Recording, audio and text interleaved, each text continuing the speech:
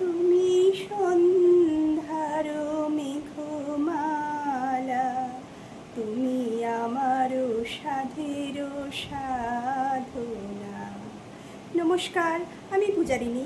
আশা করছি সবাই খুব ভালো আছেন, সুস্থ আছেন। কুকিং উইথ পূজারিনী চ্যানেলে সবাইকে স্বাগত জানাই।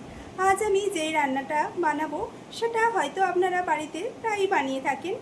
আজ সেই রান্নাটিকেই আমি একটু নতুনভাবে ট্রাই করার চেষ্টা করেছি। দেখে বলুন তো কেমন হয়েছে। চলুন তাহলে দেখে নেওয়া যাক।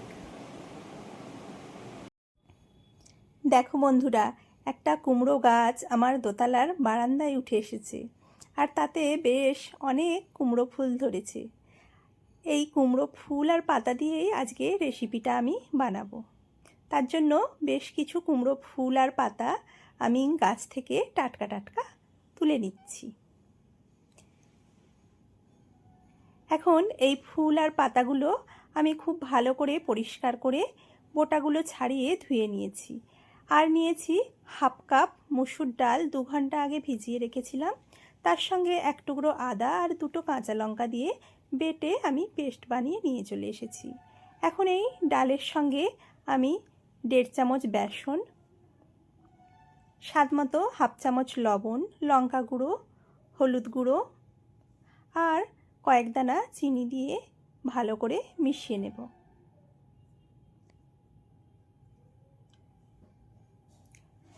এখন আমি এর সঙ্গে দিয়ে দিচ্ছি হাফ চামচ মতো কালো জিরে আর একটা মিডিয়াম সাইজের পেঁয়াজ কুচি। এখন সেটাকেও ডালের সঙ্গে ভালো করে মিশিয়ে নিতে হবে। এরপরে দেখো আমি নিয়ে নিয়েছি 100 গ্রাম চিংড়ি মাছ, ভালো করে পরিষ্কার করে ধুয়ে খোসা ছাড়িয়ে শিলপাটায় একটু থেতো করে নিয়েছি। এখন মাছের সঙ্গে আমি হাফ চামচ হলুদ আর লঙ্কা গুঁড়ো মিশিয়ে নিলাম। লবণটা আগে থেকেই মেশানো ছিল। তোমরা কিন্তু চাইলে মাছটাকে ছুরি দিয়ে ছোট ছোট করে টুকরো করেও কেটে নিতে পারো। এখন মাছটা সরিয়ে আমি আর একটা প্লেটে একটা করে কুমড়ো পাতা নিয়ে 1 চামচ ডালের ব্যাটার এইভাবে পাতলা করে লাগিয়ে দেব। তার উপরে একটা কুমড়ো ফুল দেব। এর উপরে দিয়ে দিচ্ছি আরও কিছুটা ডালের ব্যাটার, আর তার উপরে দিয়ে দেব কিছুটা চিংড়ি মাছ। এখন এক সাইড থেকে পাতাটা মুড়িয়ে তার উপরে আরও কিছুটা ডালের ব্যাটার লাগিয়ে এইভাবে প্রতিটা ভাঁজে ডালের ব্যাটার কিছুটা করে লাগিয়ে এইভাবে মুড়ে মুড়ে আমি যেইভাবে ঠিক বানাচ্ছি এইভাবে সবগুলো বানিয়ে নিতে হবে। দেখো প্রত্যেকটা বড়াই আমি এইভাবে বানিয়ে নিচ্ছি।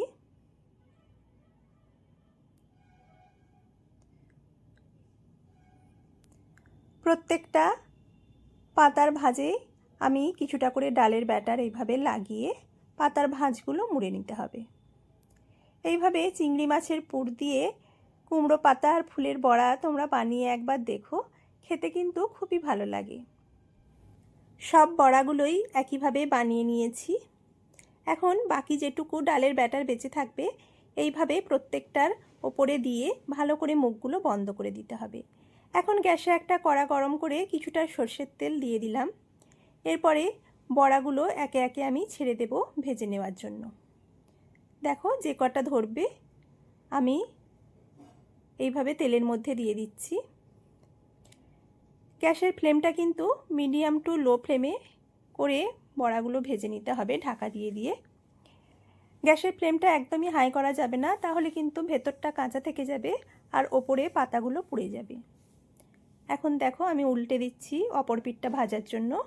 আবারও ঢাকা দিয়ে লো ফ্লেমে ভেজে নেব আরও 5 মিনিট। এইভাবে আমি 2 থেকে 3 বার উল্টে পাল্টে বড়াগুলোকে ভেজে নেব। আবারও ঢাকা দিলাম। দেখো এখন বড়াগুলো বেশ ভালো করে ভাজা হয়ে গেছে, একটু পোড়া পোড়া ভাব চলে এসেছে পাতাগুলোর মধ্যে। এখন আমি বড়াগুলো কড়া থেকে তুলে নিচ্ছি।